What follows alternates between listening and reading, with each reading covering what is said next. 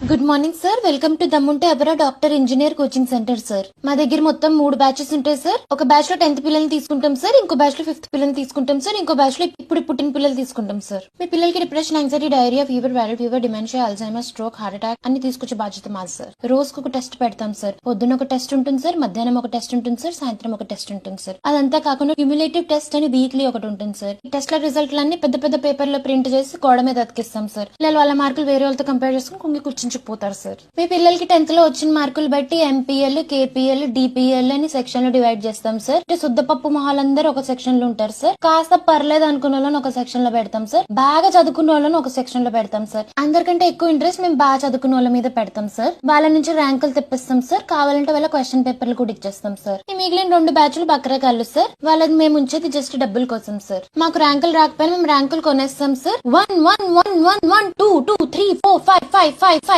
10 10 10 10 10 అని యాడ్లు ఇస్తాం సార్. సాటర్డేలు, సండేలు లాంటి కాన్సెప్ట్లు మా దగ్గర ఉండవు సార్. మేము కట్టే బిల్డింగ్లలో ఎక్కడి నుంచి కూడా కాలు రాదు సార్. అందుకే కాక్రోచ్లు చచ్చిపోతుంటాయి సార్. ఆ కాక్రోచ్లు తీసుకుని మా బైపీసీ స్టూడెంట్స్ ప్రాక్టికల్ చేసుకుంటారు సార్. మెయిన్ ఎగ్జామ్ కంటే ఎక్కువ డిఫికల్ట్ గా మా పేపర్లన్నీ పెడుతుంటాం సార్. మా కాలేజ్ పొద్దున 5ంటికి స్టార్ట్ అవుతుంది సార్. మధ్యలో చాలా పెద్ద బ్రేక్ ఇస్తాం సార్, 10 minutes ది. మళ్ళీ రాత్రి 10ంటికి వదులుతాం సార్. కాలేజ్ పేరు మీద సిటీ నిండా గల్లీ గల్లీకి ఒక జైలు లాంటి బిల్డింగ్ కట్టేసాం సార్. మేము మా దగ్గర చదువుకున్న పిల్లలకి చాలా మందికి ఎందుకు బతుకున్నాం రా బాబు అనిపిస్తుంటుంది సార్. అందుకే కొన్నిసార్లు బిల్డింగ్ల మీద నుంచి దూకేస్తుంటారు, కానీ మేము కింద నుంచి పట్టేసుకొని మళ్ళీ క్లాస్ లో వేసేస్తాం సార్. మా స్టూడెంట్స్ కి సినిమాలు, పాటలు, షికారు, నిద్ర, తిండి, ఫన్ అంటే ఏంటో తెలియకుండా చేస్తాం. గుడికెళ్ళిన జపం పేరు మీద మా పిల్లలు పీరియాడిక్ టేబుల్ జపిస్తారు సార్. ఉన్న వెయిట్ కన్నా మినిమం 20 కిలోలు పెరిగేటట్టు చూస్తాం సార్. ఫిజికల్ యాక్టివిటీ 0 ఉంటుంది సార్. మెంటల్ యాక్టివిటీ పేరు మీద ఓన్లీ యాంగ్జైటీ నడుస్తూ ఉంటుంది సార్. మీరు మీ ఆస్తులు తాకట్టు పెట్టుకుంటే కానీ మా ఫీజులు కట్టలేరండి.